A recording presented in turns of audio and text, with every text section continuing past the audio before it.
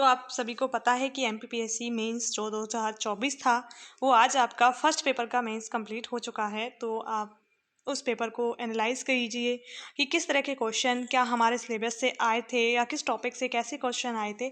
उन सभी पर हम ओवरव्यू देखेंगे कि हमारे जो पेपर का पैटर्न था कि वही फुलफिल हुआ था या नया पैटर्न हमारा जो आया था कि किस टाइप के क्वेश्चन जो हमारे प्रीवियस ईयर में पूछे गए हैं उस तरह का पैटर्न रहा है या अलग पैटर्न रहा है। इन सभी को हम अच्छे से देखेंगे कि हमारा क्या पैटर्न फॉलो किया गया है। ठीक है, तो हम स्टार्ट करते हैं हमारा पेपर, जिसको हम अच्छे से देखेंगे कि कौन से चैप्टर से किस तरह के क्वेश्चन पूछे गए हैं, क्या ऐसे क्वेश्चन पहले भी पूछे गए थे, क्या कुछ हटके कुछ क्वेश्चन आए थे, हमारे सिलेबस में जो पॉइंट दिए उन्हीं से क्वेश्चन आए थे।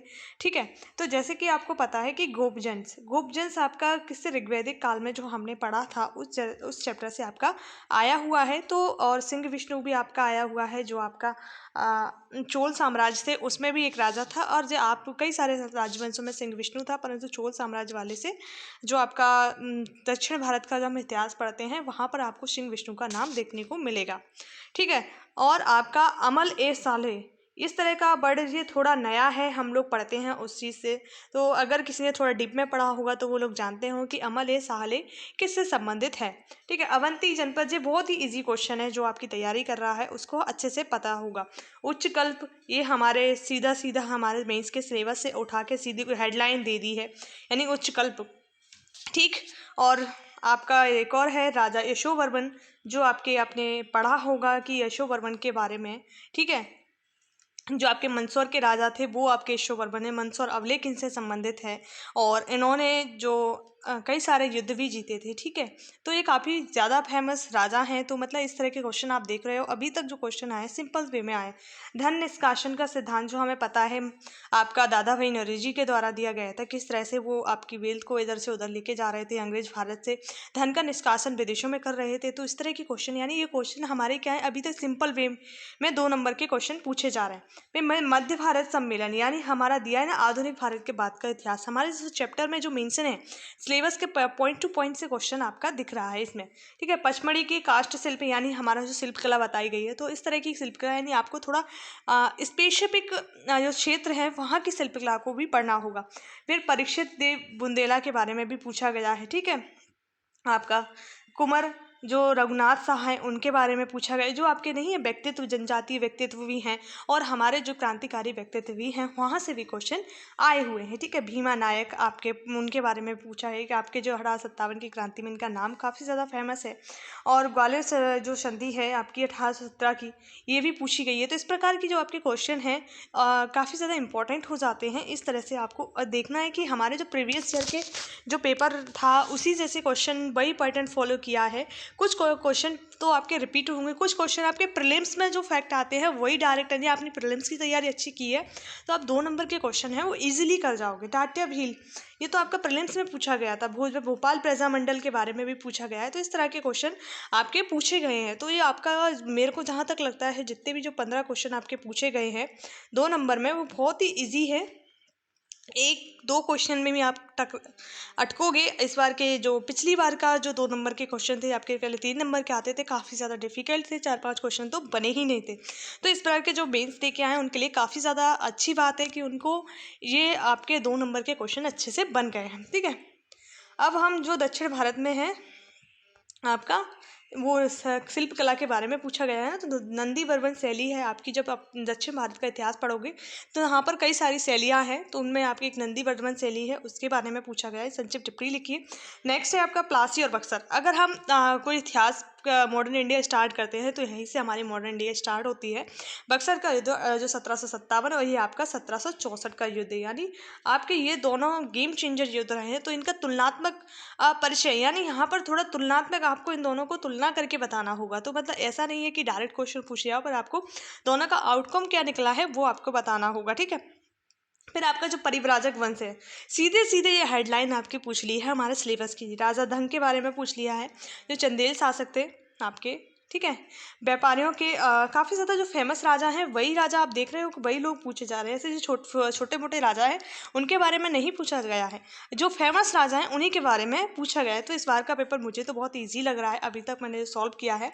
तो इतना भी ईजी नहीं है, पर जैसा आता है वैसा ही पेपर है, जो हमारा प्रीवियस ईयर के पेपर पूछे गए हैं उन जैसा ही पैटर्न फॉलो हो रहा है। ठीक है। नेक्स्ट है आपका व्यापारियों के मध्य वर्ग के उदय को समझाइए, यानी व्यापारियों का जो मध्यम वर्ग के उदय को समझाइए। व्यापारियों के जो मध्य वर्ग है उसके उदय के बारे में पूछा जा रहा है। फिर लोकमान्य तिलक के शिवाजी उत्सव की जो टिप्पणी लिखी है इस पर भी, क्योंकि उन्होंने शिवाजी उत्सव क्यों चलाया था उसके बारे में बोल रहे हैं कि क्या कारण था उन्होंने शिवाजी उत्सव चलाया था। यानी टिप्पणी में वही सब चीज़ें हमें रखनी है कि कवि पद्माकर की जो काव्य साधना पर एक लघु लेख लिखी, यानी काव्य साधना, ये थोड़ा बच्चों के लिए क्या हो सकता है, सरदर्द जैसा क्वेश्चन हो सकता है, क्योंकि ये इनकी एक रचना के बारे में पूरा डिटेल में पूछ रहा है। तो ये थोड़ा उनके लिए हो सकता है, कुछ स्टूडेंट जिन लोगों ने नहीं पढ़ा होगा और कुछ लोगों ने पढ़ा उनके लिए तो इजी है। ठीक है। नेक्स्ट है आपका मांडू की असरफी महल का संक्षिप्त में टिप्पणी दीजिए। यानी अब हमें क्या पढ़ना है कि आप एक चीज़ देख रहे हैं कि हम अभी तक जो पढ़ रहे थे कि हमने देखिए स्पेसिफिक क्या देखते थे हम अभी तक कि यहाँ पर ये क्षेत्र है, यानी मांडू में कोई देखा तो हमने सारे यहाँ पर असरफी महल है, ये चीज़ है, ये चीज़ है। अब आपका जो बाजभद्र का मकबरा है, तो इस तरह के हमने देखे थे। तो अब हमें क्या देखना है, उस जो स्पेसिफिक चीज़ बनी है उसके बारे में भी थोड़ा थोड़ा 2-2 3-3 लाइन हमें याद करनी है, ताकि हम इस तरह के जो इस टाइप के क्वेश्चन आते हैं उनको भी टैकल अच्छे से कर सकें। ठीक है। रानी दुर्गावती के बलिदान को संक्षिप्त में टिप्पणी दीजिए। 2-3 बार आपके मेंस 2003 से आप देखोगे तो 1-2 बार 2-3 बार तो ये रानी दुर्गावती के बारे में अच्छे से पूछा गया है।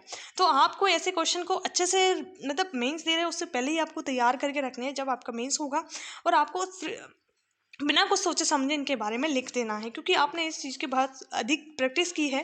तो जितने भी स्टूडेंट आगे मेंस देंगे, जो देने वाले हैं या दे रहे हैं, उनके लिए ऑल द बेस्ट, क्योंकि वो अच्छे से अपना 100% दें, क्योंकि अगर किसी का फर्स्ट पेपर ख़राब हो जाए तो ऐसे नहीं है कि सेकंड भी होगा, उसको और अच्छे से दें। ठीक है। अब नेक्स्ट है आपका भोपाल के 14वीं शताब्दी के इतिहास का संक्षिप्त में परिचय दीजिए। भोपाल में जो 14वीं शताब्दी में कैसा क्या क्या हुआ था उन चीज़ों के बारे में, यानी स्पेशल किसी के बारे में नहीं पूछ रहा है, सिर्फ आपसे बोल रहा है कि 14वीं शताब्दी के क्या इतिहास था भोपाल का, उसके बारे में आप दीजिए। तो उसके बारे में आपको बताना है कि वहाँ पर जो खिलजी वंश भी रहा था, ठीक है, आपके दोस्त मोहम्मद खान थे वो भी थे, इस तरह के इस टाइम के जो राजा थे वो यही वाले राजा थे, इनके बारे में आप संक्षिप्त में परिचय दिए। अगर आप इस तरह की टर्मिनोलॉजी से भटक गए तो आप नहीं कर पाओगे। आपको क्या करना है, एक टर्म पकड़ना है कि उस टाइम के बारे में, टाइम पीरियड में कौन कौन राजा था, उन सबको लिख देना है। ठीक है। तो आपको पेपर अच्छे से समझ में आ रहा हो कि हमारा जो पेपर है वो हमें इजी टू मॉडरेट है, यानी ना ज़्यादा हमारा टफ है ना ज़्यादा सरल है, मतलब जैसा आता है वैसा ही हमारा पेपर है। ठीक। नेक्स्ट क्वेश्चन हमारा हड़प्पा सभ्यता की मृण में मूर्तियों की पशु आकृतियों का वर्णन कीजिए। तो हम देखते हैं हड़प्पा सभ्यता में कई सारी हमें पशु आकृतियाँ मिलती हैं, जैसे कि आपका देखा एक बीच में जो बोलते हैं भगवान शिव की, ऐसा बोलते हैं कि वो मूर्ति है जिसमें दोनों तरफ बैल और आपका जो बड़ा है उसकी आकृति है। ठीक है। तो इस तरह के कई सारी मूर्तियाँ वहाँ से मिली हैं, जैसे सांप देवता की, नाग देवता की मिली हैं। तो इस तरह की मूर्तियाँ जो हमें अच्छे से, मतलब जो चीज़ें टॉपिक में हमारे दिया है, जैसे हड़प्पा सभ्यता दिया है, तो हमें उसे अच्छे से कंप्लीट करना है। ठीक है। बाबरनामा के अनुसार समकालीन भारत का वर्णन कीजिए, यानी थोड़ा थोड़ा आपको जो फेमस आपका लिटरेचर है, साहित्य है, उसको भी थोड़ा थोड़ा देखना है। तो इस बार बाबरनामा के बारे में पूछा है, समकालीन भारत का वर्णन कीजिए। ठीक है।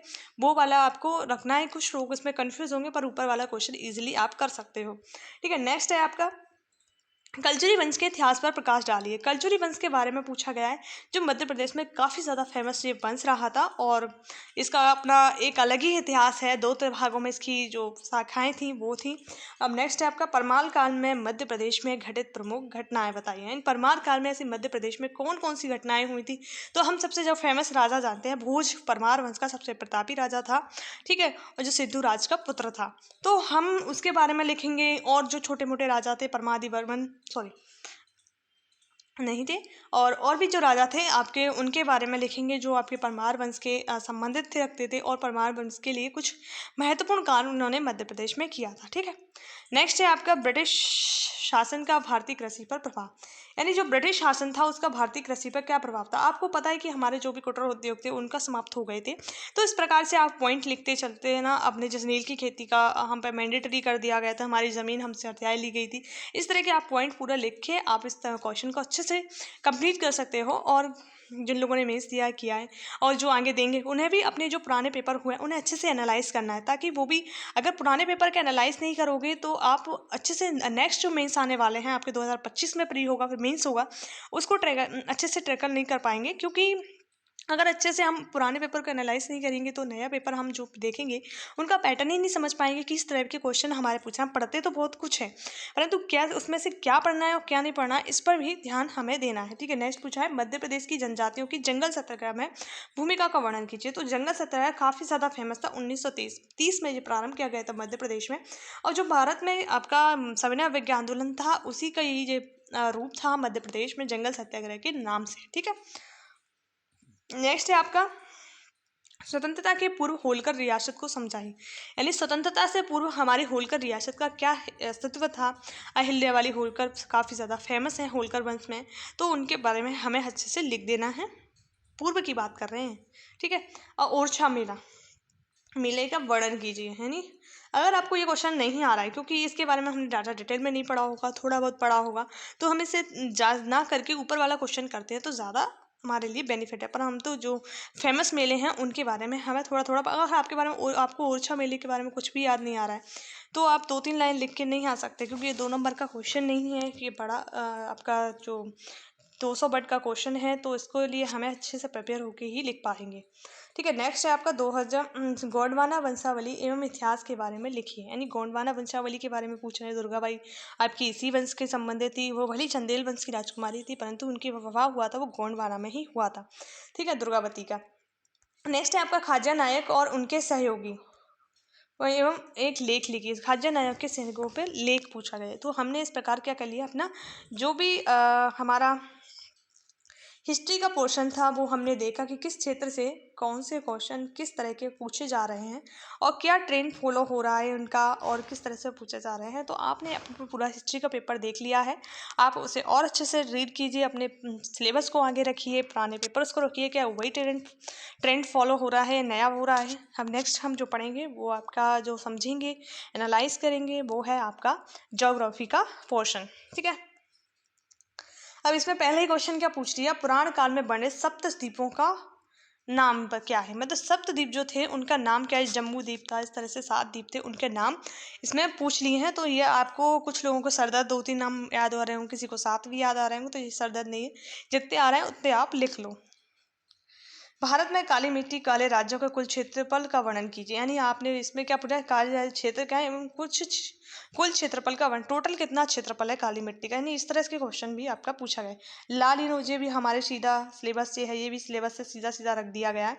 और नेक्स्ट है आपका राज्यानुसार वर्ष 2021-22 में मक्का उत्पादन का उल्लेख करें।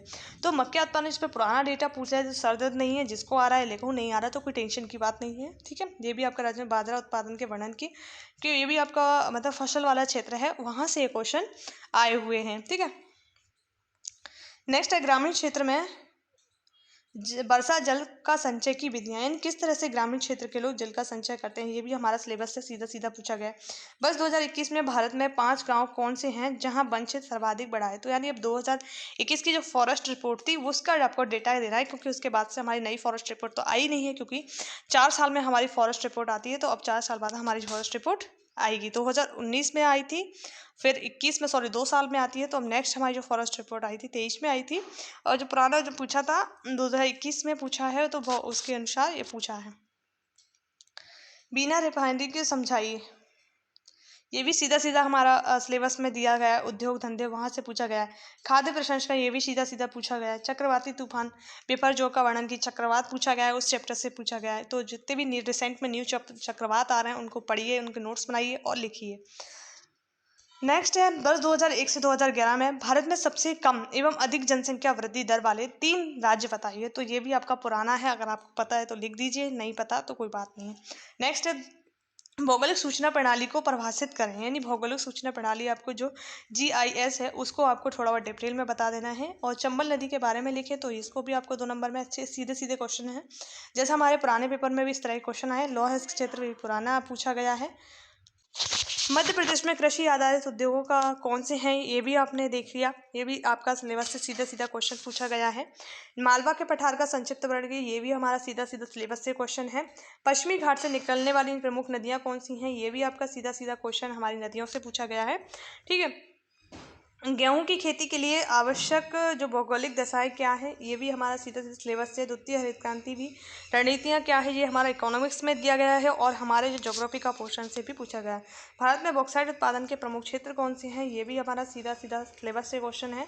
और नेक्स्ट है आपका मध्य प्रदेश में गन्ना उत्पादन उससे जनित उद्योगों को समझाइए, ये भी सिलेबस से है हमारा। मृदा प्रदूषण के स्रोत क्या है, ये भी हमारा सिंपल क्वेश्चन में आता है, जो हमारा सिलेबस की लाइन उठा के दी गई है। और जो आपका GPS है वो भी कई सारी बार एग्जाम में पूछा गया है। पहले ये क्वेश्चन आपका ज्योग्राफी में, साइंस में, दोनों में पूछा जाता है। अब भी यही पूछा गया है आपको। मध्य प्रदेश के प्रमुख जो वनोपज हैं क्या हैं, उनके बारे में पूछा गया है। ये भी ट्रेंड, वही पुराना ट्रेंड आप फॉलो कर रहे हैं पूरा। कमीशन हमारा अमरकंटक का तापीय विद्युत केंद्र के बारे में लिखिए। अमरकंटक का जो तापीय विद्युत केंद्र है वो क्या है, उसके बारे में लिखना है। तो ये भी हमारा जो ताप विद्युत केंद्र है वहाँ से पूछा गया है। अब आपके बड़े क्वेश्चन जो आ जाते हैं 200 मार्क्स, सॉरी 10 मार्क्स के हैं और 200 वर्ड्स में लिखने हैं। भारत में प्रायद्वीपीय पठार का भौगोलिक विवरण दीजिए। तो भारत के जितने भी प्रायद्वीपीय पठार हैं उनका वर्णन देते हुए पूरा इसे डिस्क्राइब कर देना है। भारत में जो मानसून की उत्पत्ति की व्याख्या कीजिए। जो मानसून की उत्पत्ति है ये भी सीधा सिलेबस से ही पूछा गया है। भारत में चावल उत्पादन का प्रमुख क्षेत्रों का वर्णन कीजिए, ये भी सीधा हमारा सिलेबस से है। भारत में बढ़ती आवश्यकताओं के संदर्भ में जल संचय और संरक्षण के संवर्धन में एवं संवर्धन की चर्चा कीजिए। तो ये भी हमारा सीधा सीधा पूछे गए हैं। सारे क्वेश्चन हमारे ज्योग्राफी के क्या है, सीधे सीधे हमारे सिलेबस की लाइन उठा के हमसे पूछ लिए गए। भारत में पेट्रोलियम उत्पादन एवं विवरण का वितरण एवं विवरण लिखिए, मतलब उनका वितरण लिखना है और विवरण देना है। ठीक है। भारत में सूती वस्त्र उद्योग का संक्षिप्त में विवरण करना है, यानी जितने उद्योग धंधे हैं उसको आपको अच्छे से कंप्लीट कर लेना है। भारत में भूकंप के प्रमुख क्षेत्रों का वर्णन करें। जो भी भूकंप क्षेत्र हैं आपके 4 क्षेत्रों में बांटा गया है, उनका वर्णन कर देना है। भारत में जनसंख्या वृद्धि तथा संसाधनों पर जनसंख्या के दबाव की व्याख्या भी करनी है। ठीक। लास्ट आपका क्वेश्चन है, मध्य प्रदेश में कोयला का उत्पादन तथा प्रमुख क्षेत्रों का विवरण लिखिए। तो कोयला उत्पादन, यानी आपने देखा कि उद्योग जो आपके मतलब उद्योग क्षेत्र से बहुत ज़्यादा क्वेश्चन पूछे हैं। मध्य प्रदेश में सीमेंट उद्योग का विवरण प्रस्तुत करना है। तो इस प्रकार से आपने अपना कंप्लीट जो पेपर है वो देख लिया है, किस क्षेत्र से कौन से क्वेश्चन क्या पूछे जा रहे हैं। और आप एंड तक बने रहने के लिए आप सभी का धन्यवाद। एंड जय हिंद, जय भारत।